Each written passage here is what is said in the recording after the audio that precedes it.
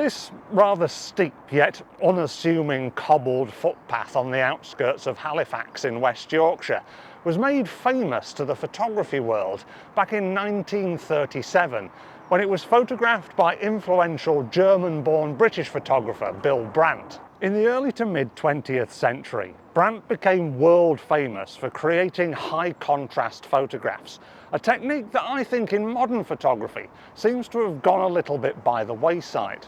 That's why in this video I want to explore this area of Bill Brandt's Halifax and share with you 4 ways in which we can use high contrast to breathe life, dynamism and impact into our photographs. To start off, we need to understand the concept of dynamic range, which is the difference between the brightest highlight and the darkest shadow in your photograph. High dynamic range is where your camera allows you to see detail in that brightest highlight and in the darkest shadow, even in a high contrast photograph. And low dynamic range is where the highlights and or shadows are said to be clipped, i.e. there's no detail there whatsoever. Modern camera manufacturers these days often use high dynamic range as a selling point for their camera sensors, allowing you to get all of that detail from highlights to shadows, no matter how contrasty your scene is. These days, clipping your highlights and or shadows is seen to be a bad thing. If you do it, then you've made a mistake. But I think the work of Bill Brandt proves that we can use low dynamic range constructively. So let's see how we can actually put it into practice. Oh, this is steeper than it looks. Bear with me a moment. The first way in which we can utilise low dynamic range in our photos is to help lead the viewer's eye through a picture. You'll often find that lighter parts of a photograph will draw our eye through it. Therefore, putting darker areas at strategic points in our composition will direct us towards that lighter part of the photograph. Also, putting blocks of dark within the light has the effect of slowing our eye down, so we don't just zip straight through the photograph. We're met with this really interesting contrast that makes us look deeper and longer at the photograph. If we look back at Bill Brandt's original photograph of this passageway, you'll see that the brightest part of the photograph is the sky at the top right-hand corner. But there's also light on the cobbles, which have enough contrast to slow our eye down slightly before we met with the dark, strong line of the wall at the side of the passage that zips us up towards the horizon line and the focal point that Bill Brandt wants us to settle on, the mill building at the top, which incidentally is also in deep shadow. In this example, low dynamic range isn't just used for aesthetic impact.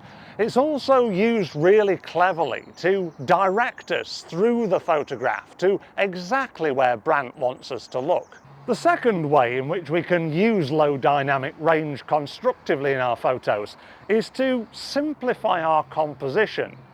Bill Brandt often used lots of negative space, be it in the highlights or the shadows of his photographs. This meant that as well as placing emphasis on the subjects that he was capturing, he was also placing emphasis on the shape and structure of those subjects. The shapes that he used were often very basic: circles, squares, triangles.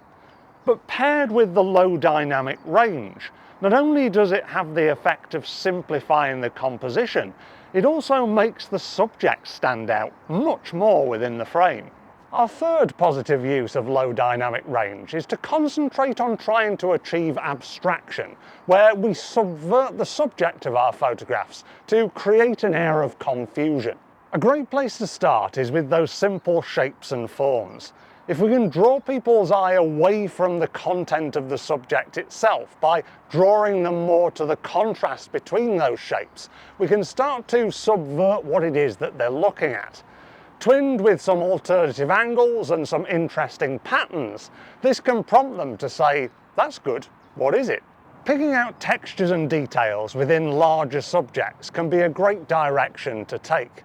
And instead of photographing them from a conventional angle, we can use light and shade and the contrast between them to really add to that sense of confusion. Whilst Brandt was living in Paris, he got to know the surrealist photographers Man Ray and Eugene Atget very well. And you can see how these photographers really influenced his work to go in a more abstract direction.